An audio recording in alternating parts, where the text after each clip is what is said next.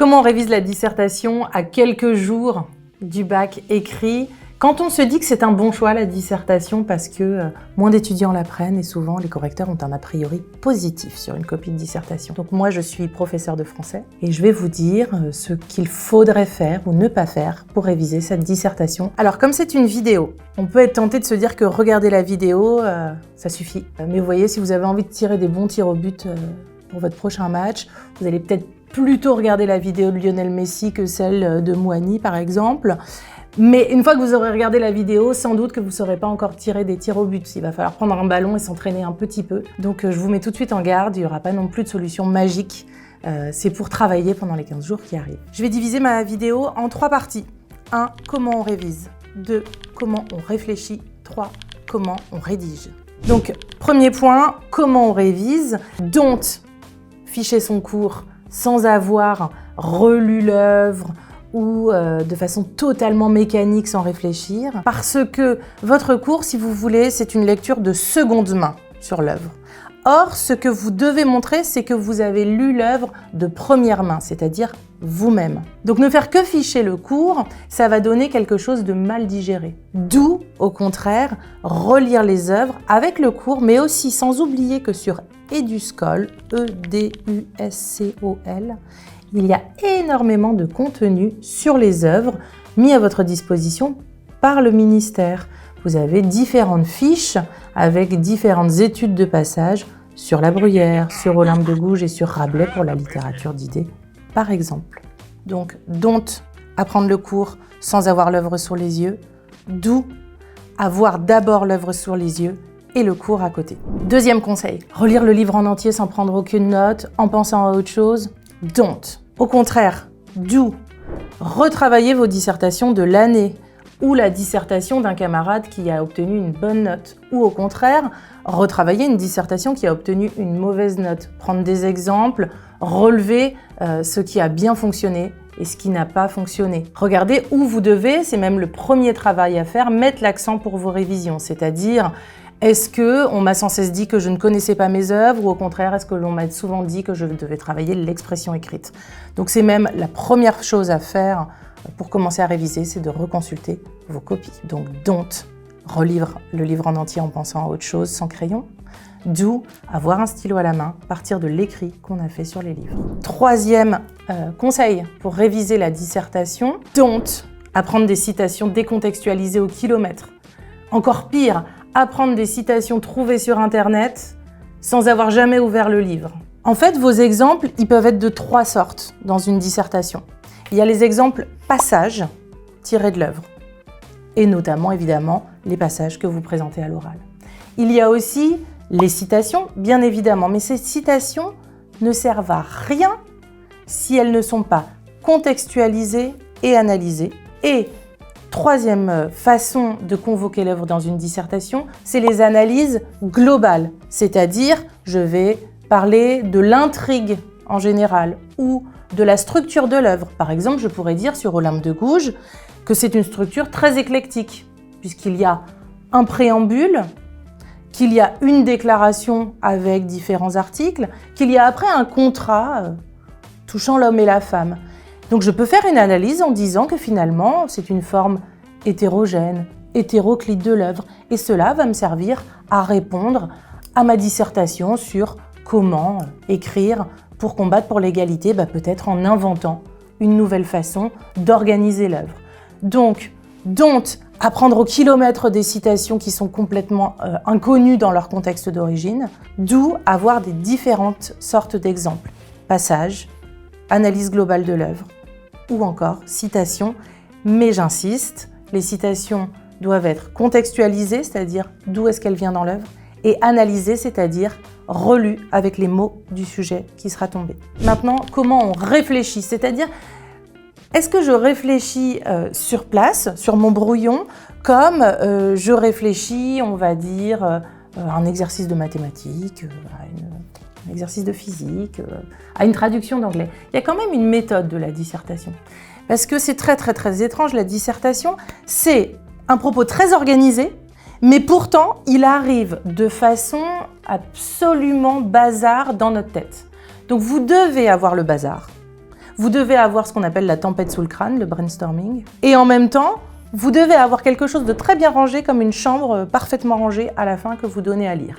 Alors évidemment, le premier don't, c'est évidemment commencer à tout rédiger au brouillon, comme si ça venait dans l'ordre au brouillon. C'est-à-dire, je vais d'abord avoir mon introduction, je vais ensuite avoir mon grand 1, je vais ensuite avoir mon grand 2. Donc il y a des phases, on verra après dans le comment on rédige, pour organiser son brouillon, pour après arriver au produit fini. D'abord, la façon de réfléchir, toujours, d'où partir du sujet.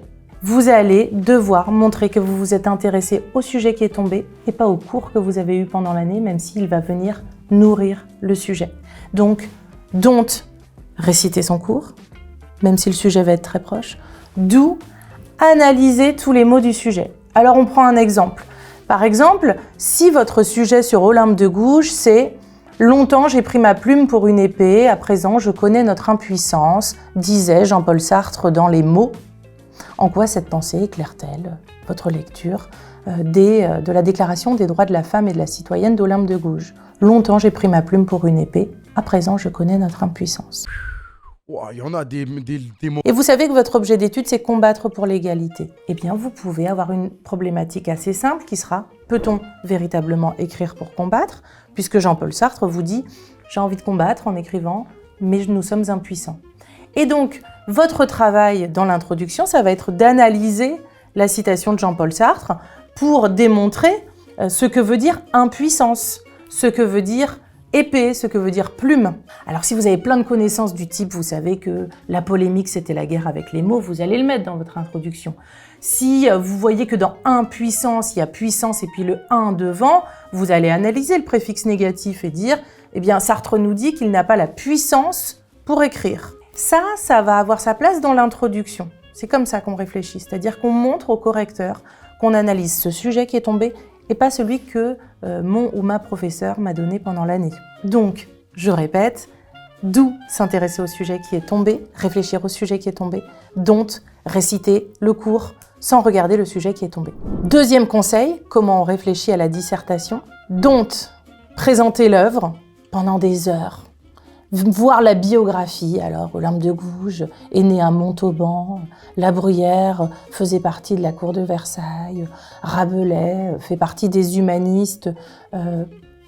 Si ça n'a rien à voir avec le sujet, je ne le récite pas, même si j'ai adoré le cours pendant lequel le ou la professeure a présenté cela. Donc, don't présenter l'œuvre, écrire juste la question et un plan. Ça ne serait pas une bonne introduction de dissertation. Do analyser le sujet, trouver une question qui va avec l'analyse du sujet et faire le plan. Donc tous les détails biographiques qui vous ont intéressé pendant l'année, ils vous ont finalement aidé à comprendre l'œuvre. Les mouvements littéraires, peut-être que vous avez un gros stress sur les mouvements littéraires. Savoir que La Bruyère fait partie du classicisme ou que Rabelais est un humaniste, ça vous a aidé à comprendre l'œuvre. Mais il n'est pas nécessaire de le dire d'entrée de jeu dans la copie. Ce qui est vraiment nécessaire dans la copie d'entrée de jeu, c'est d'analyser le sujet. Maintenant, on va passer à la troisième partie qui est comment on rédige. Et là, je vais vous donner des exemples très concrets. Don't, comme je le disais tout à l'heure, écrire absolument en entier sa copie au brouillon. C'est impossible en 4 heures. Au contraire, do. Vous allez répartir vos brouillons sur votre table et vous allez numéroter vos brouillons et vous n'allez utiliser que le recto. Quand vous arrivez le jour du bac, vous n'êtes pas dans votre état normal. C'est une des premières fois de votre vie où vous devez apporter votre pièce d'identité, votre convocation. Vous avez peut-être le stress qui est arrivé un peu tard, qui arrive au moment où vous vous asseyez ou au moment où vous découvrez le sujet. Il doit arriver ce stress, de toute manière. Eh bien, et vous avez peut-être très envie de réciter tout ce que vous avez appris. Un premier conseil, ce que font souvent les élèves, c'est d'avoir une feuille de brouillon à part, où vous récitez dans les 5 premières minutes ce que vraiment vous avez envie de dire, mais qui n'est peut-être pas forcément dans le sujet, vous verrez si vous le dites ou pas. Ensuite, le brouillon doit être organisé, une feuille pour l'introduction, une feuille pour le grand 1, une feuille pour le grand 2, et si vous avez la chance d'avoir un grand 3, une feuille pour le grand 3. Donc, don't croire qu'on écrit dans l'ordre, do répartir absolument le brouillon que sur le recto, numéroté, selon les parties de votre dissertation. Maintenant, je vais vous parler d'une étape extrêmement importante sur laquelle il y a un gros malentendu. C'est l'étape de la relecture. Le gros malentendu, c'est qu'on vous dit depuis au moins le collège, il faut relire sa copie. Et vous avez peut-être une expérience un peu décalée qui est qu'au bout de 4 heures, vous êtes épuisé. Et donc votre relecture, c'est tout en pensant que vous allez bientôt rendre votre copie, relire en diagonale, prendre votre effaceur et quoi? Enlever une virgule? Trouver un S qui manquait? Mais en fait, cette relecture, vous voyez bien qu'elle apporte très peu de choses et qu'elle est un peu subie. Je vais vous délivrer de cela. Moi, je vous dis, ne relisez pas votre copie au bout de 4 heures. Je pense que c'est une torture que vous vous infligez et je pense que ça ne sert à rien. En revanche, relire toutes les 10 minutes, c'est-à-dire ne jamais écrire un paragraphe sans avoir relu le paragraphe précédent, voilà une technique de relecture qui fonctionne. Et en plus, c'est une technique de relecture qui va vous aider à écrire le paragraphe suivant, puisque vous aurez relu le paragraphe précédent, ça va vous donner des idées. Donc, don't se relire à la fin des 4 heures et s'infliger un travail insupportable. Do se relire toutes les 10-15 minutes. Une sous-partie, ça se rédige en 10-15 minutes. Je termine ma sous-partie, je la relis. Qu'est-ce que j'ai le temps de faire à la fin de cette sous-partie? J'ai le temps de me rendre compte que je suis en train, tranquillement, de glisser hors sujet. Donc je vais pouvoir réécrire la fin de ma sous-partie pour me recadrer un peu dans le sujet. Ou je vais avoir le regard encore assez frais, parce qu'on n'a pas 4 heures dans les jambes, mais peut-être 1 heure, 2 heures, pour voir des fautes d'orthographe, effectivement. Donc, don't se relire à la fin des 4 heures, do se relire toutes les 10-15 minutes après chaque paragraphe. Il y a aussi un énorme problème, c'est la présentation. Quand vous allez passer l'oral du bac français, si vous arrivez en tongs, a priori, on ne va pas vous écouter. En tout cas, on va mal vous écouter. Parce que vous le savez, les tongs, c'est pas exactement les chaussures qu'on attend pour passer le bac français. Eh bien, lorsqu'on reçoit la copie et qu'on la corrige là sur notre ordinateur, on est comme vous, on a beaucoup de travail en même temps. Et il se trouve que quand il y a une copie qui arrive et qui est l'équivalent, on va dire, de la tongue, c'est-à-dire quelque chose qui sent les vacances mais qui sent pas le bac, on a un a priori très négatif sur la copie. Donc, la présentation, c'est absolument capital et moi je dis toujours à mes élèves que c'est le code de la route de la copie. C'est comme si s'il n'y a pas la présentation attendue, c'est comme si vous étiez dans une route dans laquelle il n'y a pas d'éclairage, il n'y a pas les panneaux pour nous dire d'aller à droite ou à gauche. Donc, ces règles, elles sont universelles. Il n'y a pas en français de paragraphe qui commence sans alinéa. Ça n'existe pas. Sur Internet, il y en a partout. Dans la copie, ça n'existe pas. Donc, vous allez à la ligne avec 2 ou 3 carreaux d'alinéa. Et là, vous donnez un signal à votre correcteur. Comme un panneau de priorité à droite, là vous dites à votre correcteur « Je suis en train de changer d'idée.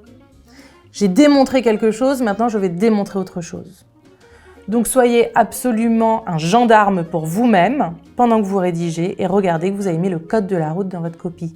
Donc, don't multiplier plein de paragraphes, faire des gros blocs sur une page entière impossible à lire, ou pire, faire un jeu de pistes dans votre copie avec des astérisques partout qui disent « Hey, j'avais oublié une idée, mais elle se trouve en bas à gauche. » Et en fait, il y en a une aussi en haut à droite. La chasse au trésor, ça ne va pas du tout amuser votre correcteur.